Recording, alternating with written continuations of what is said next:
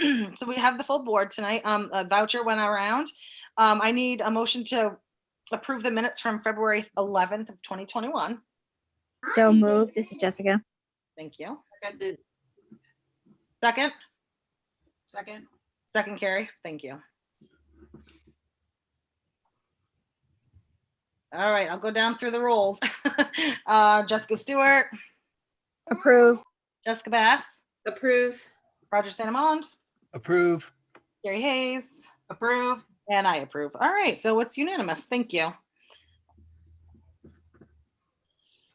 And since there is no public comment, I just checked with Mark. I received nothing. We'll just move right on to our reports and updates, and we'll start with Andrea. Great, perfect. Thank you so much, Heidi. Good evening to all of you. It's lovely to see all of your faces.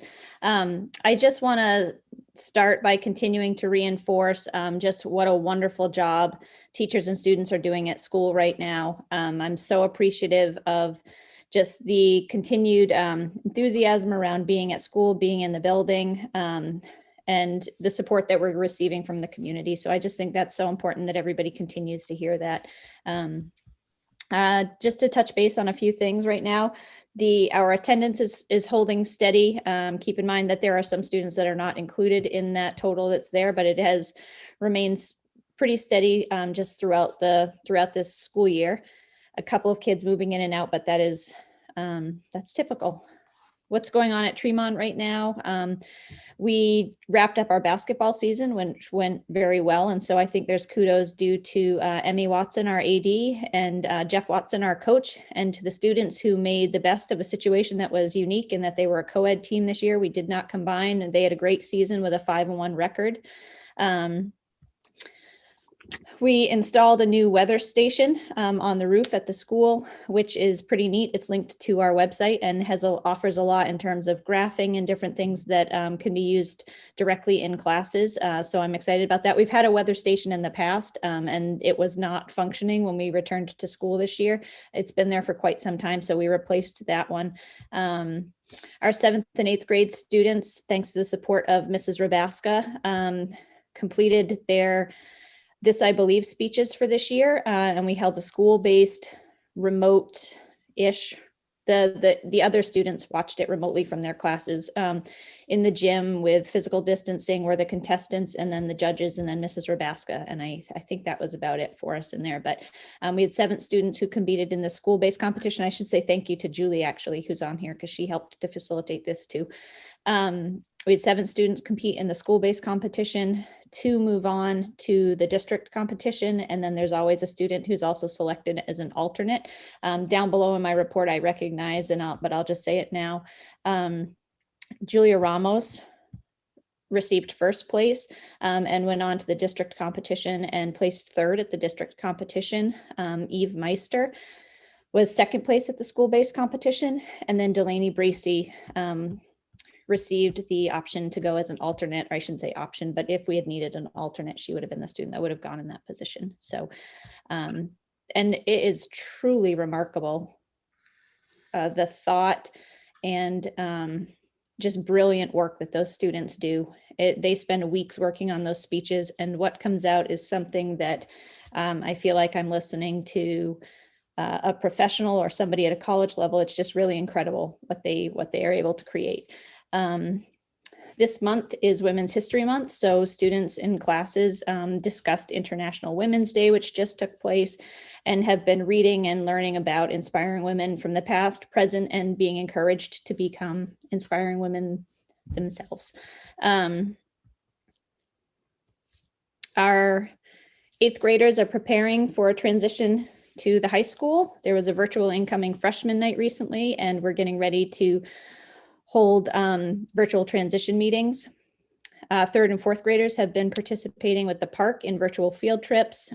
We have had vaccinations that have started for many of our staff members, which is pretty exciting. And so we're navigating coverage, and everybody's been incredibly flexible around that. And we're trying to kind of gear up and prepare for when we hit a week or 2 where people go in for their 2nd doses, what sort of chaos might ensue there, as you know, people may not feel as well with their second dose. So thankfully, we're trying to be as proactive as we can, and people have been really incredible about sharing what information they feel like they want to with us, so that we can plan ahead on the calendar and be ready for any absences staff wise. I'll just continue to reiterate that the Thursday early release days have been incredibly invaluable. I started meetings today at 11:30 and wrapped them up at 3 o'clock. And they were all student-centered. And it's just really incredible to be able to, and some of those are double booked. I can't even attend all of them. So it's just really incredible to have that opportunity to be able to really dive into what's going on with students and how we can support them. I'm wrapping up the Tremont Town Report, and we'll be submitting that to Katie at the town office. We do have a committee that's been meeting for pre-K planning. Ashley Stanley, Jessica Bass, and I represent Tremont on that committee. Julie's there, and then there's Pematic representation as well. And then we're also starting to think about kindergarten screening, and we just officially nailed down that Tremont's kindergarten screening will be April 8th, which is fairly early. But I think that we want to get a sense of just looking ahead to next year, trying to plan for if there's any classroom switches that might need to happen based on numbers of kids in different classes and whatnot. We want to know ahead of time how many we could potentially be expecting in kindergarten. So no major dates to remember at this point, other than the kindergarten screening, which I just mentioned. You may start seeing some advertisements popping up just as I get notified if there's anybody who's not planning to return for next year. The position that I just recently advertised for was for the middle school math and science teacher. We had hired David Lane, who's really done a tremendous job. And he was on for we hired him on as a long-term sub for this year, and so knowing that we would be reopening that up again this spring. So that has been posted, and there may be more just as if staff are communicating with me that they don't plan to return. But thankfully, that's typically pretty low numbers, and I'm grateful for I'm grateful that there's not a tremendous amount of turnover. You may have noticed that we have a new LED message board out in front of the school, which is really terrific. We are just learning how to change the messages and whatnot on it. And so I just want to make it really clear that our intention is not to, we plan on programming it so that it turns off at night at a certain point and then turns back on again in the morning. But that just was installed this past week. The other thing that was brought to my attention, somebody said, do you realize that those aren't school colors that are on there? Because it's a maroon sign. And I said, I do. They did not bring the right color. So we are going to be meeting up with them to get a new interface for that will be in Tremont school colors. So I think that's about it. I did include on there, if anybody is interested from this committee, this month's wellness challenge is a March mindfulness challenge. And I just included in there some of the things that have been presented to our staff members in terms of focusing on themselves and trying to find moments to be mindful and take care of themselves. So enjoy if anybody has any interest in looking that over. And I think that that's about it. PTO right now is working on creating, and hopefully before too long, we'll be voting on some bylaws. We haven't had bylaws, and that's been something that we've talked about for the last couple of years to kind of help guide that group. So we're working on that. And then I should say they are working on that. And then just starting to consider the fact that teacher appreciation isn't that far away, and there's a lot to appreciate right now. So I think that's it for my report. There are the student activities that are listed below, and we're just beginning the conversations around spring athletics and activities and determining what that will look like. So, Thank you. Mark? Yeah, Heidi, just very quickly, a couple things on the vaccines. There's been a lot of confusing information coming, and there'll be an explanation coming out as to why things shifted so much, and really wasn't it from Augusta and Washington. So if folks have questions, but I guess in short, we're ahead of where we thought we'd be with vaccines right now, which is really good. So really appreciate everybody's flexibility. The other thing that's happening is travel guidelines are shifting, and I just want people to know that we're going to be updating that because we get a lot of questions from staff and community. And so before the April break, we'll be getting that stuff out. The high school right now, folks probably know, but if you have a high school student, they were out today. We had 2 COVID cases that were confirmed. Everything's okay. You know, the contact tracing's been done. Everybody that should be contacted has been contacted. And just want to put it out there that Matt Haney and the kids and his staff are doing a great job. But Matt had released a message that said they were going to go back to increase their in-person instructional time. He decided, and I completely support it, that he's going to hold off on that for 1 week. It's the prudent thing to do to make sure that we're completely safe for our kids and our staff. And so it's a delay. And I just don't want people to get nervous about that. We're fully committed to moving forward, but we should be good to go. Tomorrow's a remote day. It was scheduled that for the high school anyways, but Monday we should be good to go. And if there's any changes, they'll communicate it. The other piece I wanted to say is there's a lot of discussion right now about the calendar, and there should be. And I don't know if you folks are going to talk about that or schedule another meeting, but I just wanted to put it out there that we are working really hard to get surveys pulled together. Those are going to be going out to staff and parents with information. So that should be coming out next week. And I just wanted to make sure people knew that that would be coming. Principals will be reinforcing it. So there is more information coming, and we are working really hard to get it out there. And the last thing I'd like to say is Jandria is a real trooper. She's always given kudos to everybody else, but I'm a little angry at her right now because she came to work today and she probably doesn't want people to know, but she broke her leg and she's doing okay. But she's probably working harder with a broken leg. Well, she's always working hard, but she did too much. And so she needs to get some rest, and we don't want to lose her. She's doing an amazing job along with her staff. So Jandria, take care of yourself. And you're probably grimacing right now. You don't want people to know, and I know you hate me, but you did break your leg and you're doing a great job. So thank you.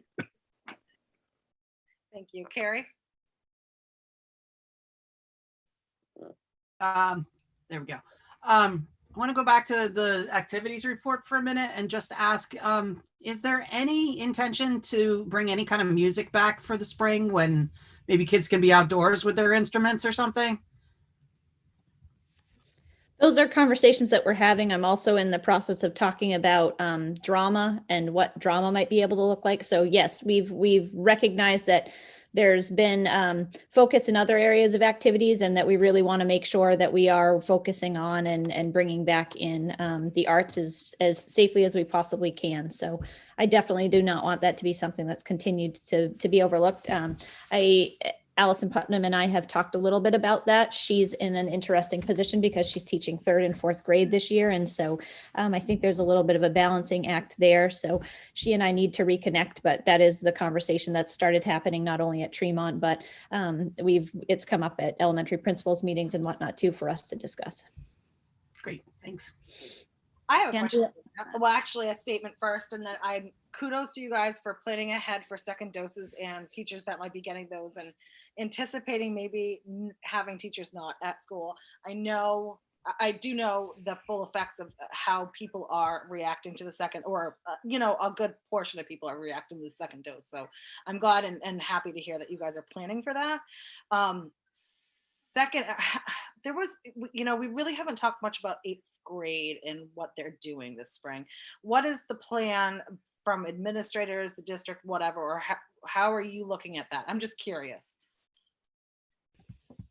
So You want me to take the 10,000 foot view real quick, and you can talk specific to Tremont? Yeah, if you want. Yeah, I mean, I don't have specific information right. yet for Tremont, but go for Well, it. I was just going to say that from a district perspective, we're going to keep it school-based this year. And I think that's really important, that whatever activities to the schools, the principals work with the advisors, the kids and the parents. Everybody's looking, we've all desperately missed dances and promotional ceremonies and trips and all those things. And people want to know that. Obviously, we're going to stay within the CDC and the MDOE safety guidelines, but that opens up some opportunities for principals and kids. So I guess what I would say is don't anticipate anything coming out from the district where we're restricting. We want to support. And I think the principals will be aligned with those guidelines, but I just wanted to put it out there that I think this spring we'll probably see some things opening up a little bit, but I think we have to just continue to be cautious and stay within the guidelines and support what the principals and the schools and the kids want to do. So thanks. I Over to only you, say that- Ginger. Yeah, I only say that because I can anticipate now that some of the travel bans have been, lifted, and I can just see in the future, questions coming out about that. That's all. So I think that we are trying to talk about some special, promotion ceremony. I feel like went really well last year. I loved that it was outside. I think there were some things that we took away from that were really tremendous that I hope that we continue to do moving forward, whether we're in COVID or not. So we will be planning promotion ceremonies and all of that sort of stuff. We have started the conversation as elementary principals regarding activities and whatnot, so that there is just kind of some common guidelines for us in terms of what that will look like. And I will just add that I have not closed out the situation with last year's 8th graders yet, because I got an interesting, I had somebody reach out to me recently with an interesting thought that I just need to kind of run by Mark in terms of something I might want to add as an option for those 8th graders, for them to kind of make a decision as to how they would like that their portion of funds to be spent. So that is something I need to talk to him about. And I had reached out to Nancy just for clarification for all the elementary principals regarding what the auditors had said, to make sure that we were all on the same page. And I don't think she'd heard back from the auditors yet. So just trying to look for some consistency there.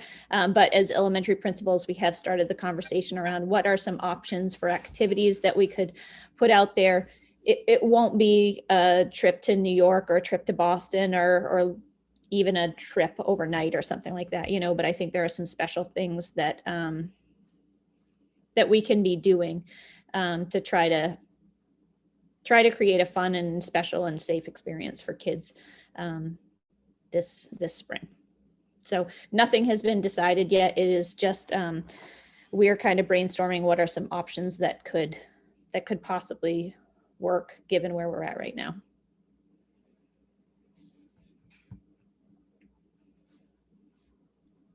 Anybody else have any questions for Jandria? Jessica Bass? Yeah, I just wanted to know how the bus situation is going and how are we doing with transporting students that need to get back and forth? So I think we're killing it, to be honest with you. Nice. I can't take credit for it. It's we've had staff members who have stepped up and almost every morning have been going to pick up kids who need a ride because we're limited with bus capacity. And if there is, if there is a reason why that child wouldn't be able to get to school otherwise, and we can't get them on the bus, then we've been able to use the vans to help out. And we did find a solution to the every 3 week situation, being short a bus driver every 3 weeks for a couple of days. I should give Jeff Wood a big round of applause and pat on the back, because he was brave enough to go get his bus driver's license. I think it was a year or so ago, and probably didn't anticipate that we'd be sucking him back into Tremont with that. But he has stepped up so that he's working with Linda and he is driving for us on those days. He's driven for us a couple of days already, and he's not able to do the high school runs, which I think is difficult for some of the high school families, but that's because he has teaching responsibilities during school hours. So this only works for him, and he's been able to take it on thanks to the flexibility of Rhonda Fortin at Pematic, his own flexibility and willingness to help us out, and the fact that he can quickly get back over to Pematic. The commute helps that he's just right down the road, so he can work with his students during the day and make the runs on either side of the school day work for us. So Jeff Wood is a front runner for Person of the Year, but he's multi-talented. He's a math teacher, he's a select board member, and now he's at a bus driver. So he's out there. He's getting covered it all. Yeah. I'll say my daughter was super excited when she saw him on the bus. I bet I would have loved to have seen some of their faces when Jeff was the one that pulled up actually to their bus stop. So I'm so grateful that both he and Rhonda were willing to work with us and think creatively about how we could make this work. That was a lot on families. Anybody else have any questions or comments for Jandria? I just have a quick question and a comment. One is maybe Julie has an answer for this too. Do you feel like that students are kind of making up those, now that you've redone NWEAs and whatever, are students kind of catching up, or do you have a sense about that? I don't know who wants to go first, Julie. So I'm gonna, since you had some data and whatnot recently that I know you're not presenting that at this meeting yet, but do you want to take And that? if you need to wait to present it, that's fine too. I was just, yeah, if you have any. I don't think we'll be presenting this evening, but I bet Julie has something she could share. I think generally across the district, we're seeing that there was quite a lot of growth, particularly in math.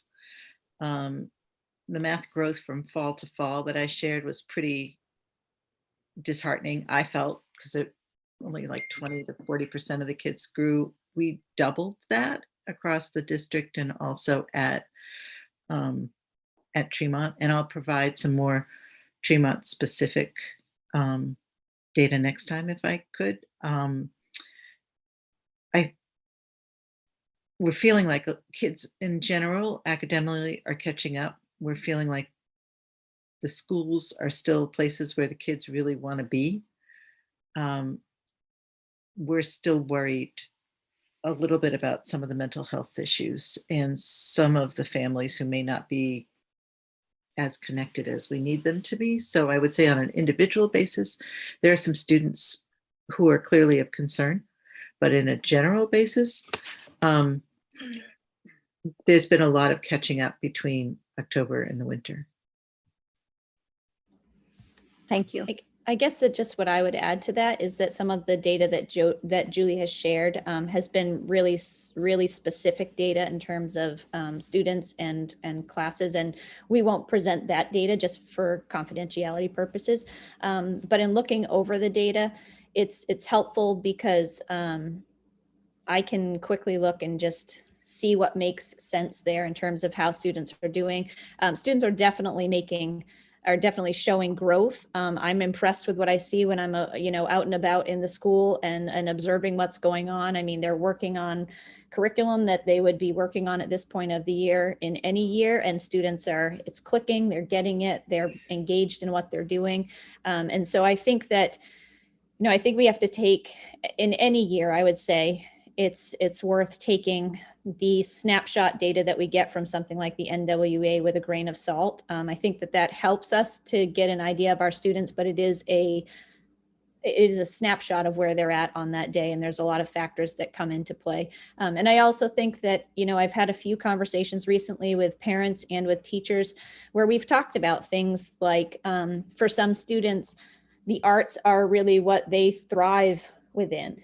And that's something that's been very limited to this point this year. And so I think that we really have to take into consideration that our students are doing really well. They are making gains. They are happy to be at school. But we also know that students perform their best when they feel safe and when they feel secure and when they're just in a really good place. And I think overall most are, but I think that there are some things that have just shifted and some things that have really presented new challenges for kids in terms of social and emotional well-being that probably come into play. So I guess that's just what I would add.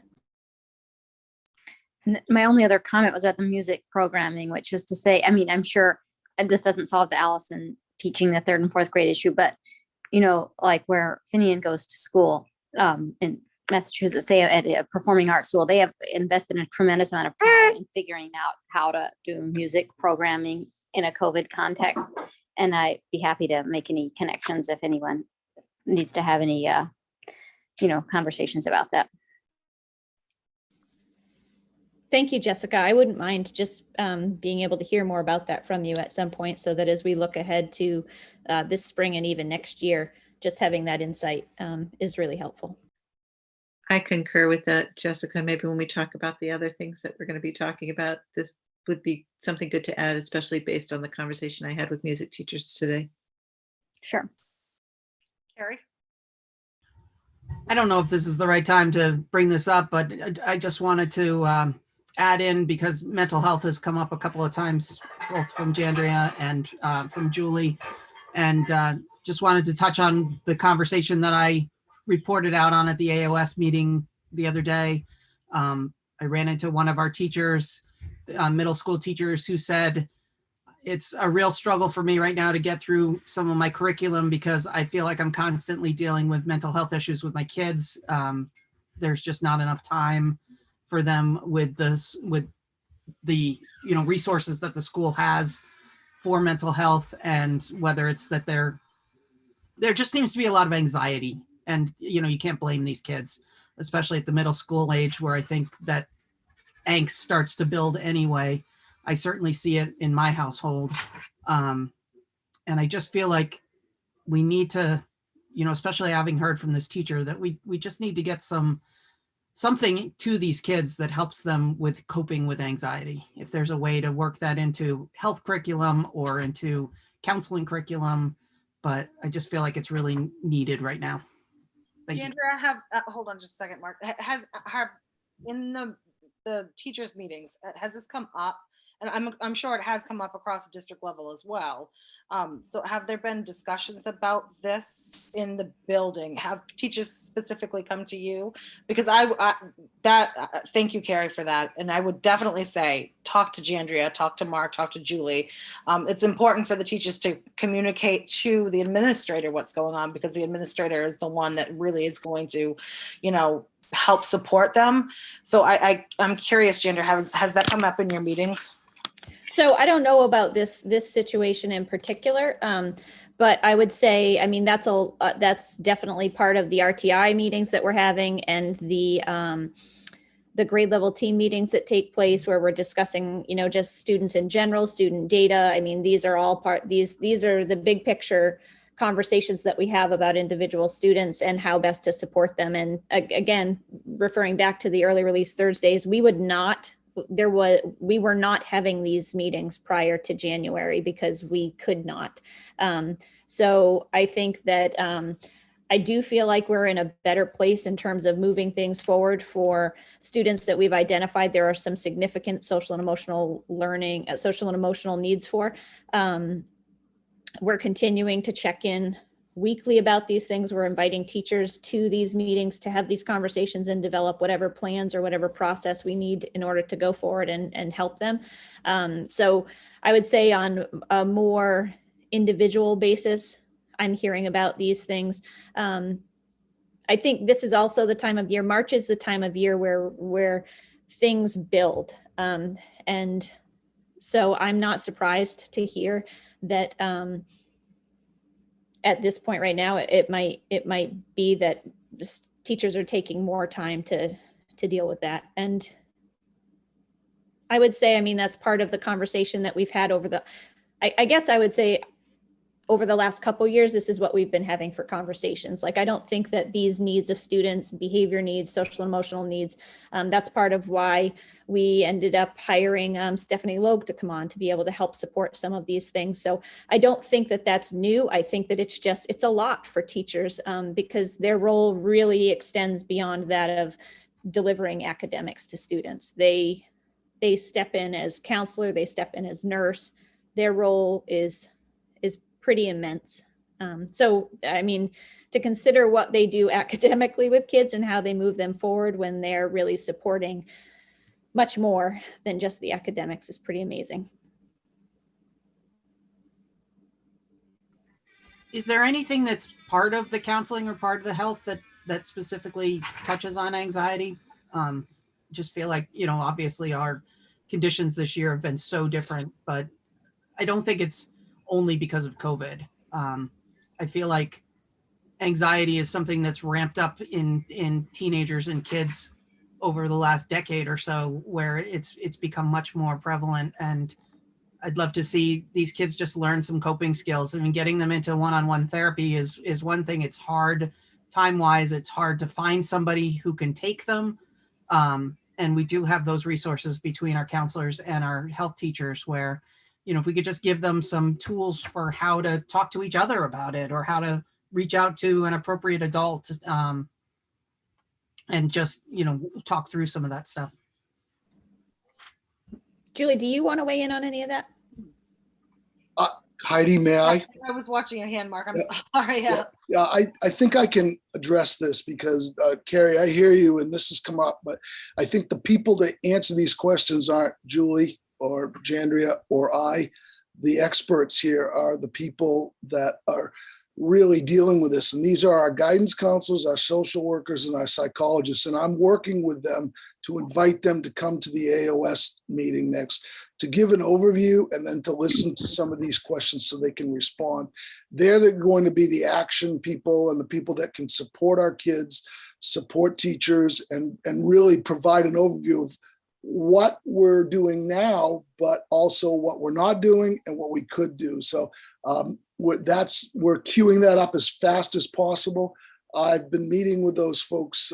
I've met with them a couple of times, so we're going to try and do that monthly. But Michelle Gertler, who's a guidance director at the high school, Edie Dubois, who's a social worker, and all, weaving in all the counselors and the folks we have across the district to come and present on this theme and then take questions from the board and others. So I just wanted to throw that out there because I'm hearing not just your concerns, but others. And so we're working to bring that forward. Thank you. And I just add that I do worry also about, not that that's not an important thing at all, but we do have to worry about the teachers are strapped anyways, any more instruction, any more changes to the curriculum and stuff like that could be more stressful on them as well. Even though mental health is important, it really does start at home and is not that's the way I feel. We're in the education business and mental health is important, yes, but it starts at home and we are the school district there is to support that. And we're not there to teach it. That's not what they learn in school. That's not how they're trained. They're not trained for mental. And that's why we have the specialists that we do to support the teachers, to support the students, to support the parents. And I really worry about changing a curriculum and throwing more at the teachers right now, especially in COVID and the way things are going to have to change. They've been teaching for a certain way for now a year, and now we're going to hopefully transition back to more normalcy. And that's going to be a hard enough transition for them, I think, having the kids there, getting over their anxiety, the teachers themselves too, they have the anxiety as well, and we've heard it since COVID hit, from the teachers. And so I just worry about adding more to the teachers and adding more instruction to the teachers that doesn't necessarily need to be there. I'm not saying that I don't support mental health at all. That's not what I'm saying. I'm just saying that it starts at home. And I do understand mental health issues and how long it does take. I do understand that.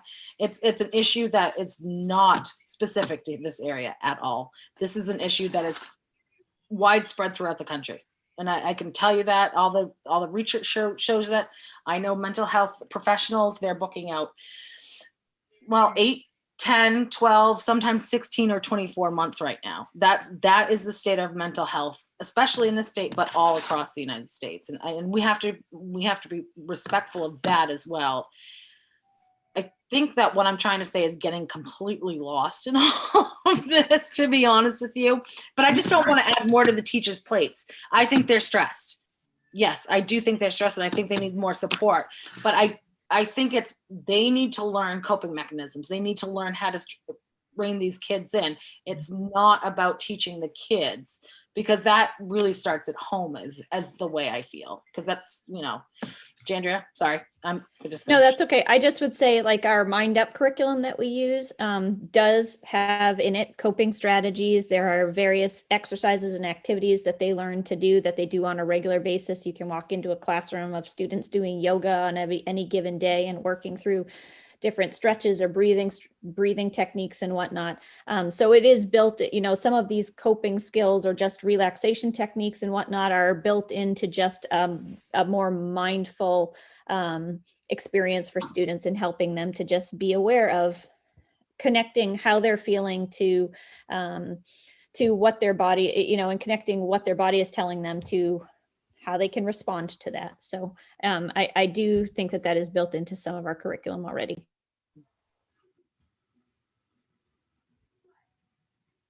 Sounds like our conversation at the AOS level with the psychologists and so forth will really get us started on the right track with this, knowing more. Mhm. Agreed. All right, does anybody else have anything for Jandria concerning the principal's report? We seem to get off track all the time. All right, so we'll just move on to subcommittee updates. Mark? Heidi, there's just an overview. We're continuing to be we continue to be active with policy review. So always welcome anybody that'd like to join us on those. We're meeting, I believe it's third Thursday. I'll confirm. I think the next one coming up is March 25th, but I'll confirm it. But we had some policies come for first reading review. They're in the school committee section. We're going to finish that up and then move on through other policies that legal counsel and Maine school management have given us an overview about. We're in good shape. I mean, policies are always evolving. It's one of the most active committees we have, so that's going along well. Ingrid has been meeting with a group, some board member. I know Carrie has been part of that, and a variety of others, some former board members, just talking about the potential and how we can evolve possibly within the AOS to be more efficient without changing structure. There are some things that can be done within, and that group has just been meeting to brainstorm that, to bring some recommendations forward for the board to consider. That's where that's at. And then whatever next steps may develop, I'm not sure, but I think that's coming probably sometime in April or May as an overview presentation. Certainly there's, I see anti-racism is coming up, so I won't speak to that, but that's going very well. And they met today, and I don't believe there's any other pieces that are active, but happy to take any questions right now. A lot going on. I mean, I think everybody knows the gravity of the times we're in. So I think the only other piece is that we'll be probably reviewing, we will be reviewing our framework for opening of schools, with all the pieces that are coming together now, and we know a lot more than we did a year ago, obviously. So that'll transcend into next year. And I'll repeat what I said. It's not subcommittee, but we're fully intending to bring all of our kids and all of our staff back to school for in-person learning next year. So there may be a subcommittee that evolves out of that, depending upon what happens over the summer. But I'm happy to take any questions. Thanks. Okay, any questions? All right, we'll move right on to anti-racism task force. And I think Julie and Jessica Stewart, correct? You guys are both on that board. So go ahead, either one. Take it away. Take it away.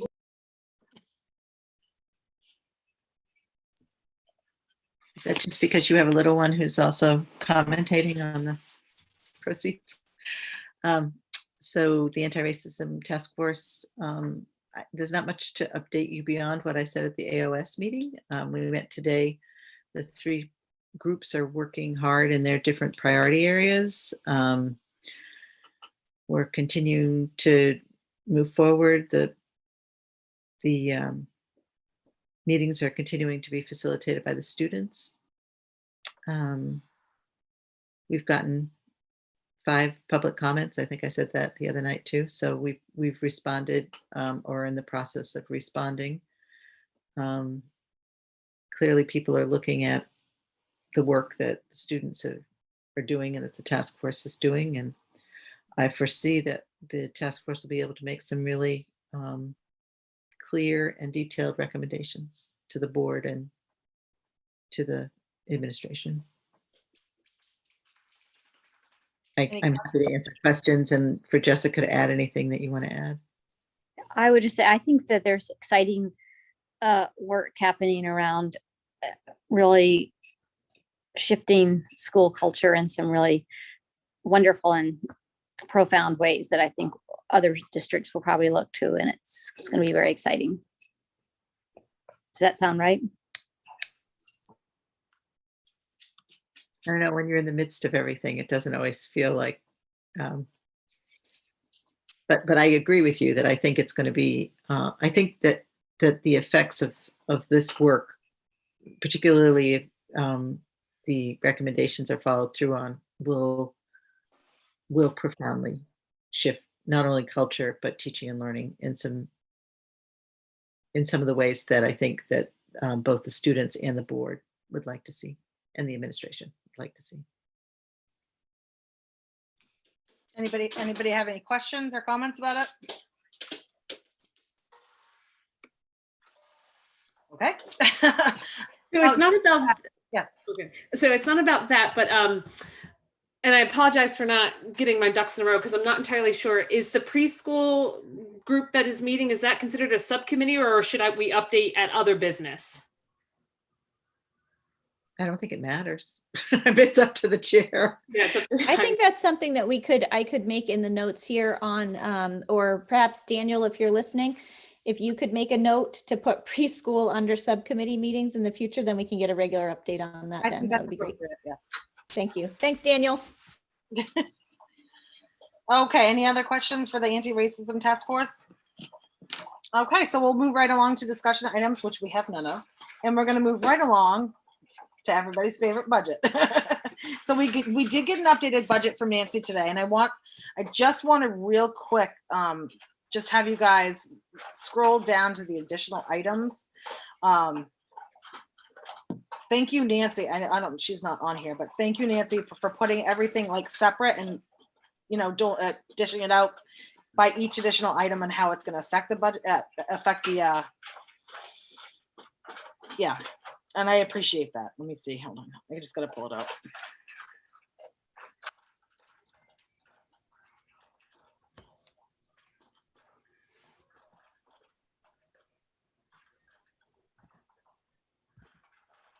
So the increase per $100,000 value, she did put the dollar amount by each one of those additional items. Now, when I was not able to be there because I had to stay at work because I didn't have anybody to fill in for me that day. What did the selectmen say? They were very supportive. They were ready to like pass the budget then, but we hadn't approved it. Was that with all the additional items? Yes, I mean with the what? Yes, it was. You mean the teacher and the son's teacher and the preschool and the yes. Okay. Jandra, do you have anything to add about the budget? Just a few things. Thank you so much, Heidi. So I just want to point out to you something that's a little different that I don't think Nancy has done in the past, but she was asked to do by some other boards, was if you look to the left of the additional items, there's a little green box there and it has some individual numbers in there like $16.78, $15.61. So some schools had asked that the increase to town appropriation be broken out by those costs and by those items. So I just wanted to point out that that's what you're seeing there. It reflected is increase per $100,000 value for those additional items. The other thing that I just want to have you note there is just based on needs that we foresee for special education for next year. We've decided to put the sun teacher in as a one-year position instead of something that would be continuing. So and then we will be increasing the nurse's contract from 32 hours as it currently stands to 35 hours a week next year. And so you've got that figure in there as well. And then instead of an additional 3rd and 4th grade teacher, although that's where I anticipate the need being if we need an additional teacher next year, I've been talking with staff about various possibilities for how we might be able to shuffle some classrooms, to be able to, we'd like to prevent having to have any grade level spread over 3 rooms if we possibly can, because that's been very challenging this year. There's the chance that if we swapped some classrooms, we might not have to do that. However, and I've spoken with Mark and other administrators, because this has weighed on me pretty heavily, having that additional 79,000 in there. I chose to keep that in because I just do not know what next year is going to look like. And if we have a couple of students that move into one classroom or a couple of students that move out in another, we could find ourselves not necessarily needing it in 3rd grade, but needing it somewhere else. And so I've chosen to keep that additional teacher in. We will not touch it if we do not need it. But I'm very hesitant to remove that and then find ourselves having to pull a teacher, having to do what we did this year. And then that compromises programming in another area. So those are the only changes you see. There is nothing else in the entire budget that is shifted from what you've seen before. It's just a couple of slight changes to those additional items. Does anybody have any questions? Roger. Yeah. Giandria, can you remind me, what did we do about the fire alarm and the connecting the generator? So that we were taking care of out of this year's budget. Okay, good. We still had funds that were available for facilities. And so they were sending him updated prices for that, but he's been in contact with everybody to be able to move that forward in this year's budget.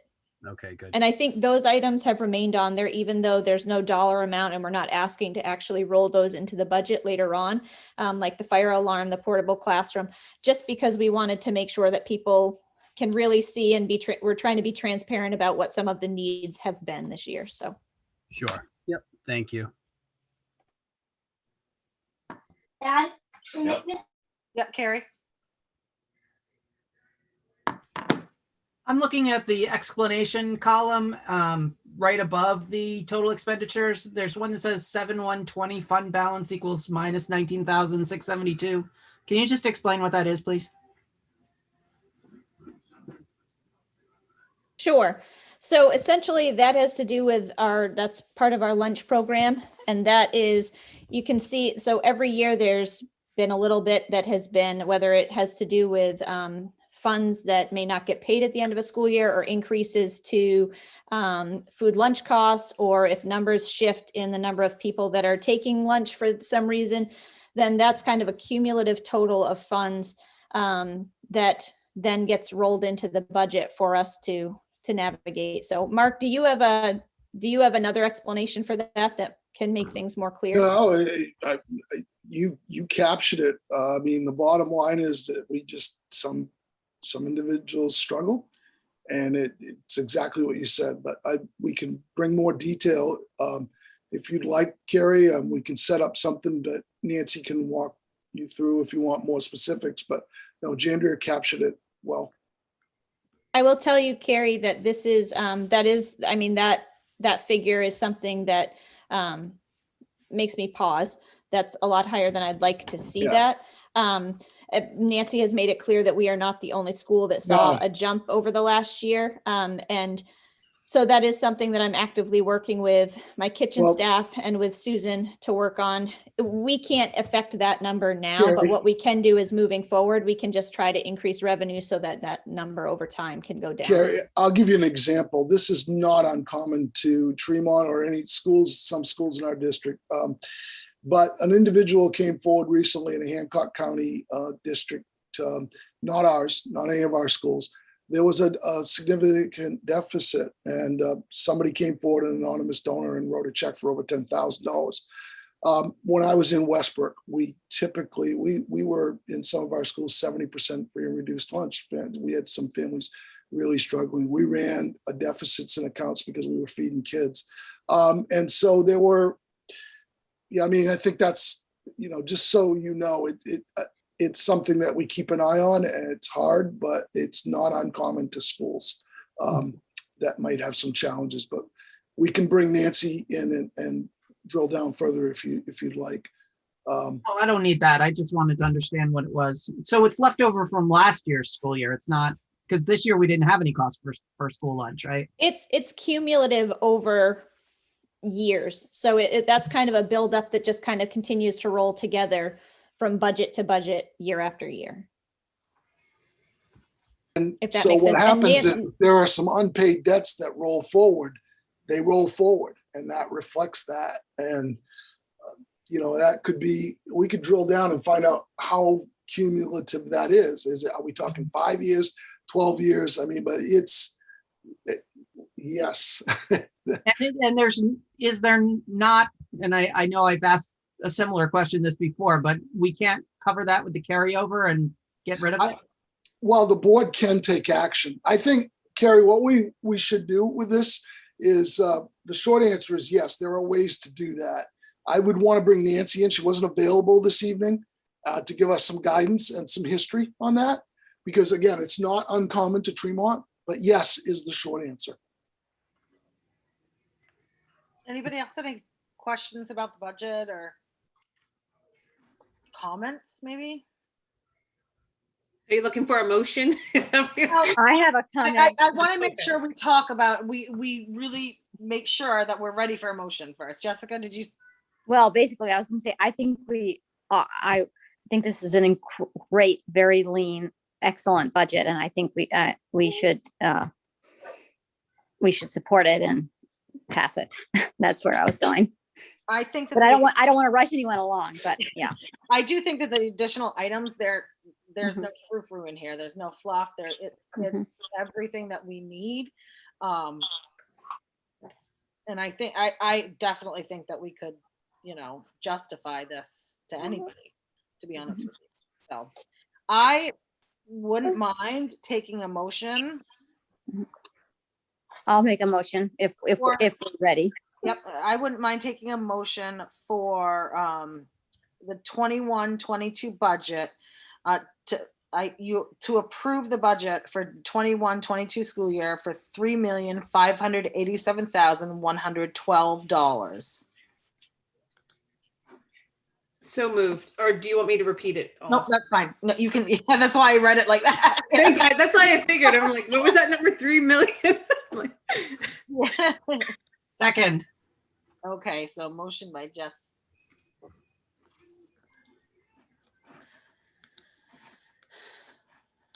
Anybody have any questions or comments before we vote?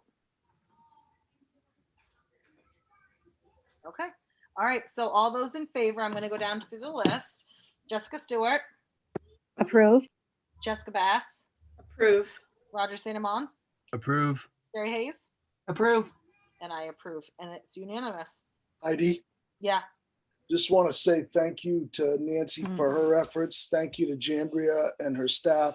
Did an amazing job in a very tough time. Thank you to the board for your support of the budget. I agree with Jessica. I think it's an amazing piece of work in the middle of a pandemic. So great job. And also you can be really, really proud of your reserves because I think that the board has been really good stewards of the resources. So thank you. And with that, if I may be excused for a family matter, I appreciate that. And thank you, Mark. apologize. Yeah. Thank you very much, guys, and apologies. Thanks, Mark. Have a Yep, good take night. Thank care. you, Mark. Bye-bye. Heidi, can I just ask a clarifying question after I say thank you so much? Because man, does that feel good every single year when we get to a point where we're voting to approve a budget to move forward. So I cannot thank you all enough for the great conversation and just the support that you've shown me, not just this year, but in the past as we create this. It takes all of us to really figure out what's going to be best for Tremont. So thank you so much. My clarifying question is just, who seconded that? Because I thought Jessica Stewart made the motion and then you read it and then Jessica Bass said something and then Carrie. Jessica So, Bass. I have the motion by Jessica Bass and the second. okay. Okay. I just want to make sure that I have it accurate. And even though I think Daniel is taking all of this down. Well, I do want to thank you, Jandria, and your staff for being so responsible, fiscally responsible with the students, but providing the best education you can for these students with the budget that you have. And I want to thank you, and it shows in the students. You can see it. Well, it's my pleasure. And I know I'm not speaking for myself when I say that. I won't say more because I'll get choked up, but we love very much the school and the community that we're in. And I hope it shows because it is just purely genuine. All right. Does anybody else have anything to say now that we've had our vote about that? Okay. I'm going to move right on to other business. I don't really have other business, but I will kind of open this up if anybody wants to talk about like the calendar or something else that came out of the meeting Monday. I would be more than happy to go ahead and discuss that. Does anybody want? And the only reason why I want to say that is because we haven't talked about that at a local level. I know we've talked about it, you know, in the district, but at the local level we haven't. And I'm just curious as to how everybody's feeling and if there are questions going forward or concerns about that. So I'll take anybody's hand if they want to go ahead. Carrie?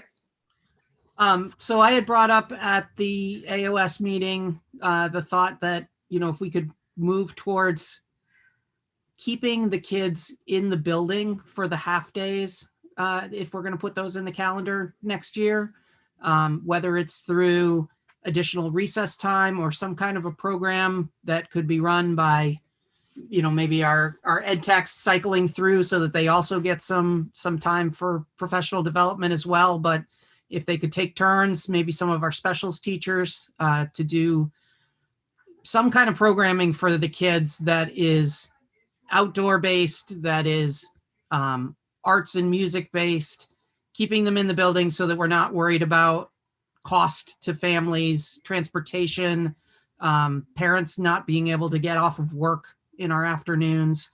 I feel really strongly that that's a direction that if we're going to take that extra time at the K through 8 level, that we need to figure out something so that we're not making it really hard on our families. I do really strongly believe that time is important for the teachers, especially if we're trying to work within a strong standards-based education program, but also have those teachers have time to work with each other across the district.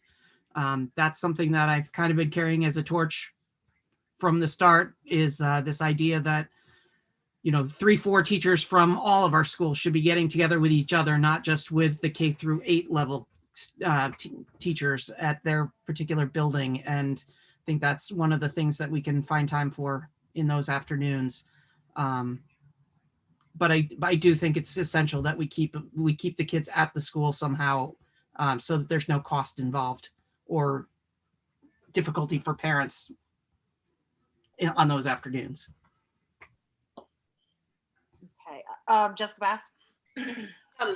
I definitely totally see where Carrie's coming from. I'm definitely in that situation where I'm just like, okay, I'm missing a day of work each week. But I also feel like on the other end of it, I'd rather miss like a half a day than have them home full time, because then I'm missing a whole bunch of more. But at the same time, I feel like this is maybe where the community could step up, because now I feel like we're also now asking for our teachers to take on, I don't want to say more of a daycare than an education. And I totally see where Carrie's coming from on that, but maybe it's something where our community needs to come together and provide more programs or give more options for parents to say, hey, maybe we can do this after school program here at this location or an after school program at that location, as opposed to asking our staff to go on and take it on or keep the kids in the building. Julie? I just want to say that we're starting to explore a lot of different options, and in some cases we might be able to have some outside partner agencies run some in the building programming, or we might be able to provide transportation to, like we're doing on the half day for Camp Beechcliff, the outdoor program at Camp Beechcliff, and we might be able to so people could have some choices. I also think we have to be very aware of not creating negative financial impact for families to the extent that we can. It's a little chicken and eggy. Like once we know what we're doing, then I can put all of us can put a lot of energy into figuring out the things that the community needs.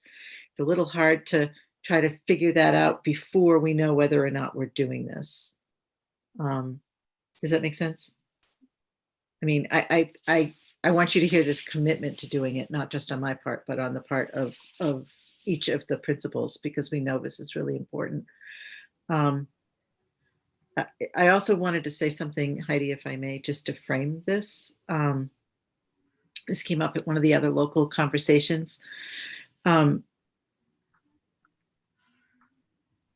This time is absolutely needed. We will continue to provide it in the ways we have provided it. We just don't think those are optimal, either educationally or in terms of family scheduling, or in terms of the extra demand of teachers to create sub-plans for the time that they're out. But we'll continue to do what we need to do in order to continue to move things forward. It's just that it's a much, much less than optimal situation. We have 3 pages of questions that have come in. One of them has to do with what you've just talked about, like what is it going to be available for families and for support and for programming for students. Another is around, our kids have lost ground. We've just been through COVID. What are we going to do to make sure that they're getting high quality and adequate teaching and learning happening during the week? And I think that's a question that we've also started talking about and that we really need to be able to respond to. And the third is, people want research. They want the citations that go behind the statement that I made, which I can get for people. And they want to know what other high performing districts in Maine and elsewhere have done this. And, it isn't something that's been done here. So people are a little bit unfamiliar with what that looks like or how that could, how it could work. But I'm really pleased that we're exploring it and that we're discussing it. And no matter which way it goes, we will do the best job that we can to support our teachers to have the professional time they need, and our students to have the academic and social emotional learning that they need. So I guess I feel a need to just kind of put that out there, that I just am very grateful that we're having the conversation. So I saw your hand, Jessica Stewart, but if I could just real quick.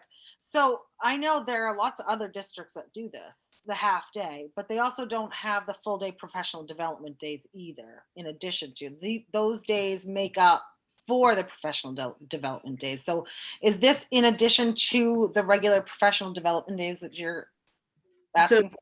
Well, so right now we have 2 professional development days before school starts. Then we have 3 full days that are usually spread out, one in October, one in January, and one in March.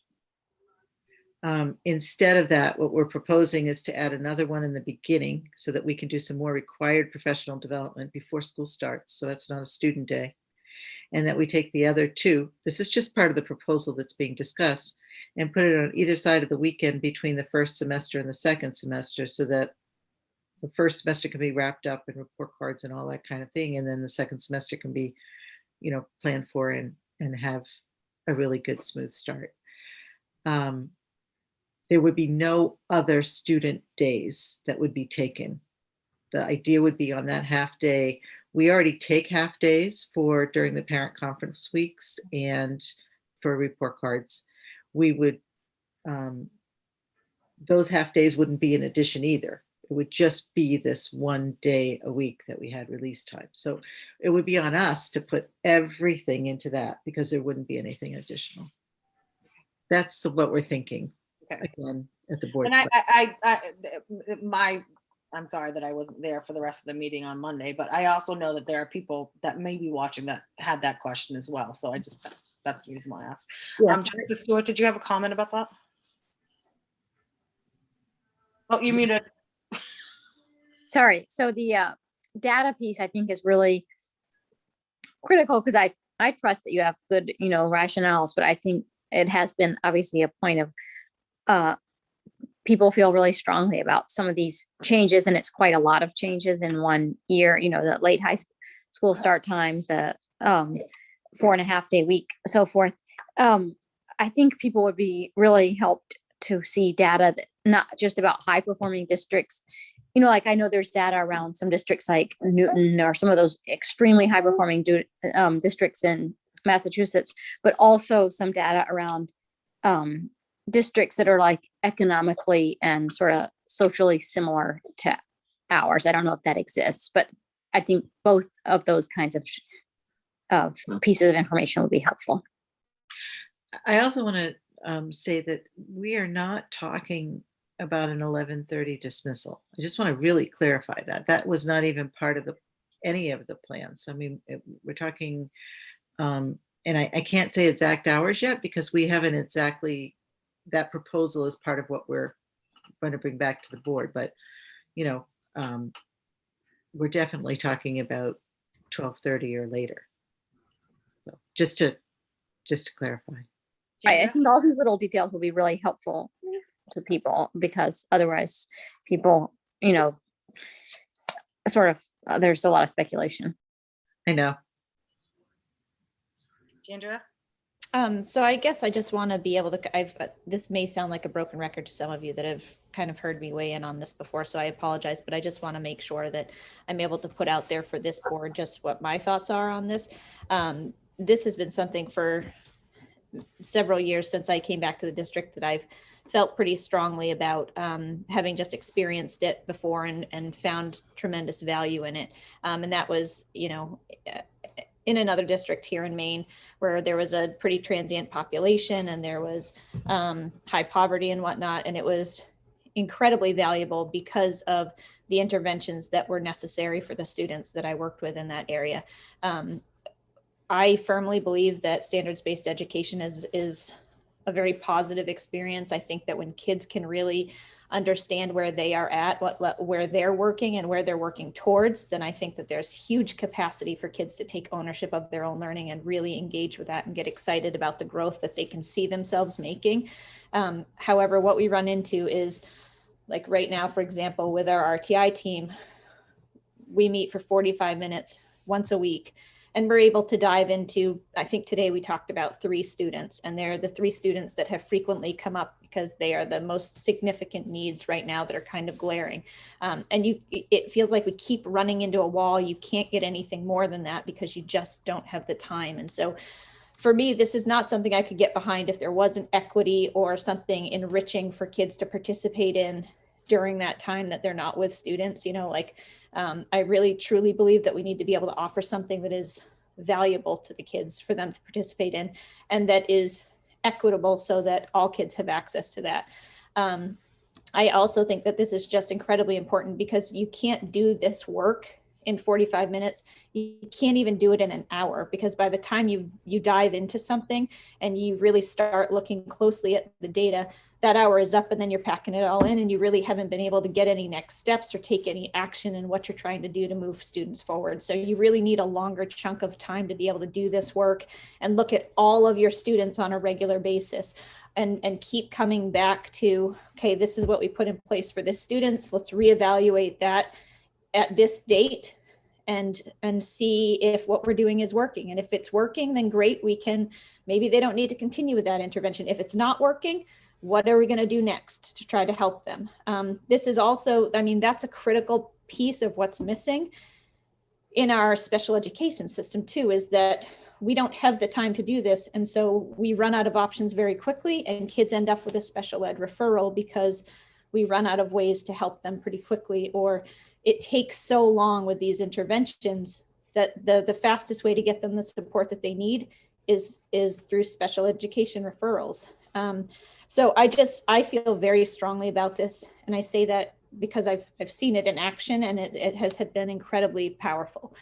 And the other thing that I just think is important for people to keep in mind is that there is time that you see on the calendar when it's presented that teachers are not, like professional development days where students are home and teachers are at school.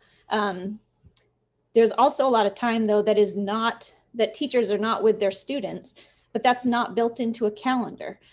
Common studies or other professional development opportunities and whatnot, things that teachers get pulled out for where students are working with a substitute who's doing the very best that they can, but they're not the classroom teacher, or we're scrambling to find coverage within the building. And again, it's not the classroom teacher. And so I just think that I hope that people can open their mind to the fact that what we're trying to do is consolidate that into a specific period of time that families can, that's reliable for families, that they know what to expect, that they can then even consider like, okay, we've got these appointments that are coming up that are annual appointments, things that need to happen every so often for kids. A great time to schedule those things would be on a Wednesday afternoon or something. So let's see. I made some notes here and I just want to make sure that I think that's all I have to say right there. So that's my 2 cents. This is something that I feel strongly about. I'm really thrilled that we're finally having this conversation. And I shouldn't say finally, because it's been coming up year after year. We just have not ever gotten to a point where we've really been able to dive into it like we have this year. So it's exciting for me because as the educational leader in my building, I can see where we can get to, but we cannot get there under the structure that we're working within right now. So thank you. Anybody else have any questions or comments about the calendar? I didn't want to, I don't want to go super in depth, but Carrie? Is there any explanation for why we're talking about starting as late as we are, September 7th this year? So several people have asked about that. I think the intent, I think the original impetus behind this, and Mark, this is what Mark said at the meeting last night, and for Southwest, so I'm paraphrasing what he said. It is that we're unsure of what the summer's going to bring. We have people who are renting out places that are already booked for the entire summer. We know the world wants to come here, and I think it was just a way to sort of say, okay, well, we'll have a little bit of space between the end of that and the beginning of school, so we'll kind of have a sense of what the impact has been. I also know other people have brought that up. We have gotten very, very strong feedback, both pro and con, for starting after Labor Day. There are people who are cheering and there are people who are concerned. So I would say, though, that I really, really want the board to hear that this conversation is an ongoing conversation, and we'll get to a calendar that everybody feels good about and understands what they want to do, and that asking about that start time, Carrie, is absolutely still part of the conversation. Okay. I don't have an opinion either way of whether I think it's a good or a bad idea. I just wanted to know the answer if someone asked me. So thank you. Ginger? Thank you, Heidi. The only other thing I want to add is just, and I mentioned this at an A-team meeting recently, that I want to make sure, like the term planning time has been thrown around a lot, and I just really want to, what's that, Julie? You're right. Oh, okay. You were shaking your head. I wasn't sure. I was like, oh, great.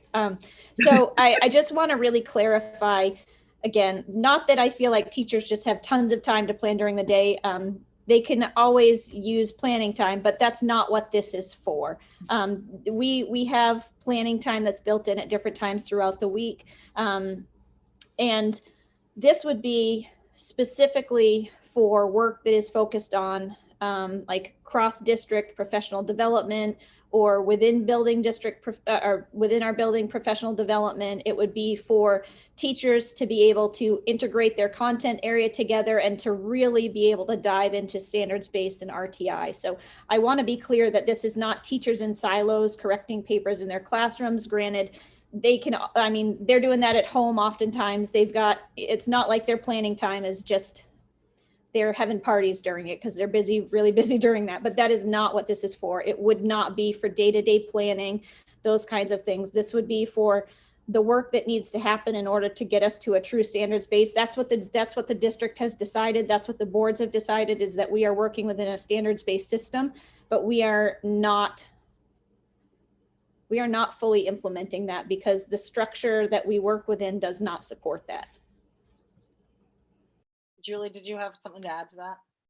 Just to remind the board that last year we were piloting 4 additional half days for that in-building time. We were still pulling teachers and trying to get the most. I mean, I get every iota out of those day-long professional development. I run them like conferences. My colleagues think I'm crazy, but I really feel like people need to have valuable work that's relevant to them and time to talk with colleagues. The challenge with that is there's never a time to follow up. Whenever we know, you mentioned the social emotional, we know that our middle school teachers need some more support with implementation of advisory. We know that that we have a lot of children we've talked about dysregulation and behavior challenges. We know we need to get another group of staff in every building trained on some more strategies around that. I don't have the time. I can't get teachers.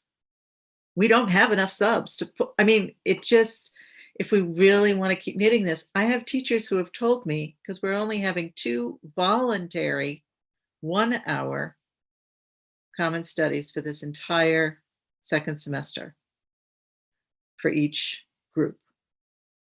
That's 2 hours of colleague time across. There's no curriculum work going on at all. Anybody else have any other questions or comments about that? Thank you, Julie and Jandria, for shedding a little bit more light on that, because I have struggled with this a lot, and the more we talk about it, the more I feel better, and the more I feel, not necessarily that it's swaying my my thoughts, but the more information we have, the better to make the decisions that we need to make. And I do appreciate hearing from you guys on a local level and not just from the district, and the fact that we are all able to ask the questions we can, because we're not all able to attend the big meetings, or some of us don't feel comfortable asking the questions. So that's why I wanted to do this tonight. Jandria? I just think I'm thrilled to have this conversation with all of you, because like Carrie said, you might be asked questions about these things.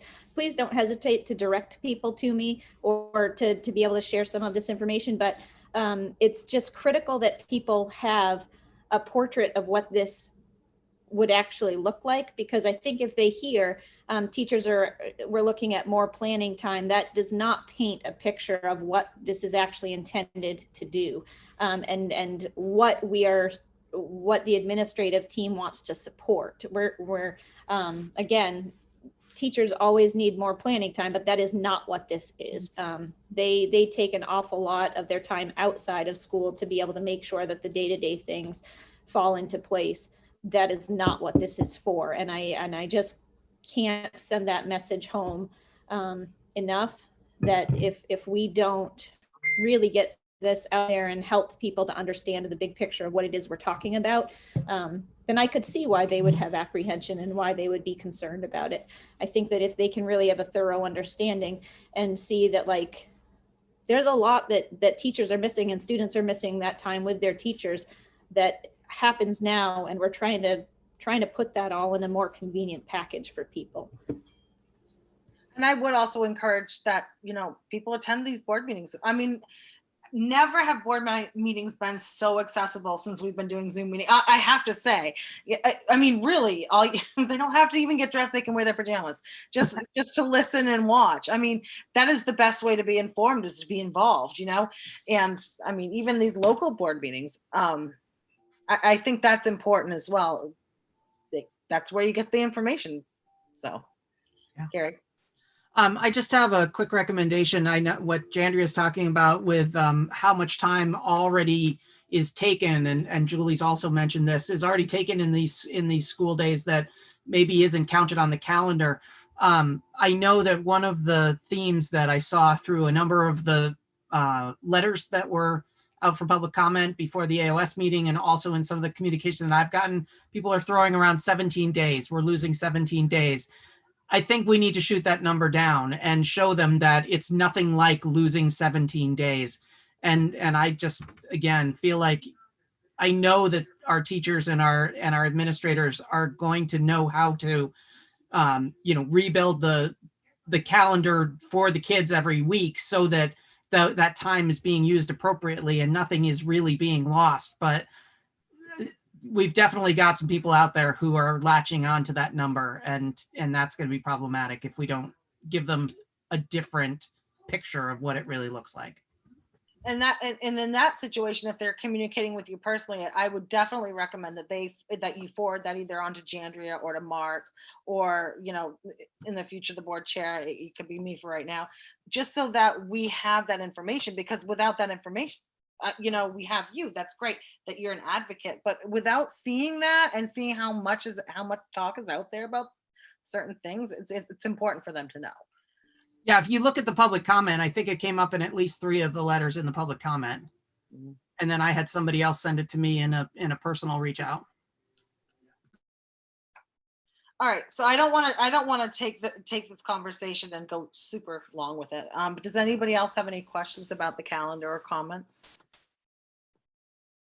Yes. I just have one tiny final comment, which is, I think all Julie and Jandria, your explanations are really helpful. And I think it's just really important to get those out there, because I don't want to, I've heard from a similar thread in some of the comments or personal conversations where people are sort of like maybe wanting to understand it as teachers wanting to do less. And so I want to make sure that, we all know, I know that's not true, but I just want to make sure that we own the reasons for these proposed changes and put it out there, so that we're not sort of allowing anyone to think that teachers are trying to get away with working less. I'm saying that in quotations, get away with working less, because we all know that that's not, what's happening.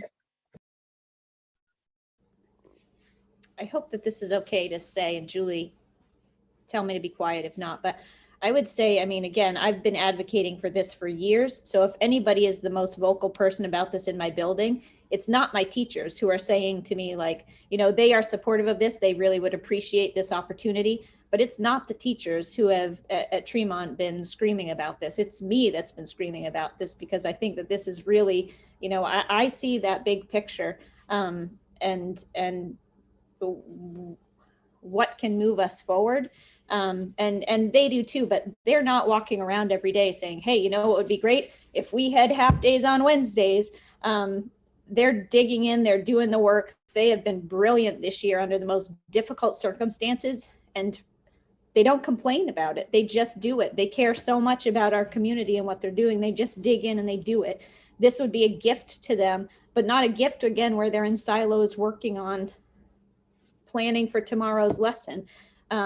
It would make them feel like they're actually making a difference in seeing more rapid growth with their kids and being able to really be proactive about what their students need. So I think that's a really good point, Jessica, that you make. I can't speak for other buildings, but it's not my teachers begging for this time. It's me seeing that they need this time. And thankfully they're saying, yeah, that would be so helpful. And they see that vision too. But so I guess I would be willing to bet that's probably the case in some other schools too, but I don't want to speak for other schools. Okay, if there's no other comments or questions, I'm going to go ahead. Thank you both, Julie and Jandria, for your input. We do appreciate it, and I think it'll help us going forward. So thank you. So we'll go ahead. Our next date for our meeting next month is April 20, the 15th of April at 5:30. And I'm hoping that we can be in person next month. Fingers crossed. That's my hope, that we have an in-person meeting. Jandria, do you remember when the town meeting is? And it's usually like the second week in May. So I'm not exactly sure what the date is, but I think it's usually the second week in May. I'm pretty sure it's early this year. yeah, It might be the first week in May then. I wonder if it's on their website. I'll take a I quick bet look it is. and find I bet it is. I want to say it might be around the 6th, but I don't have my calendar up. I've got 2 screens divided right now, so I can't look at that. I actually think I have it on my calendar.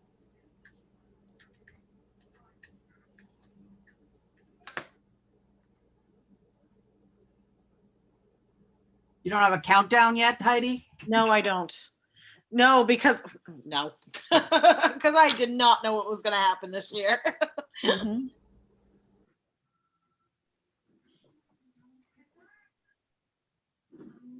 Let's see.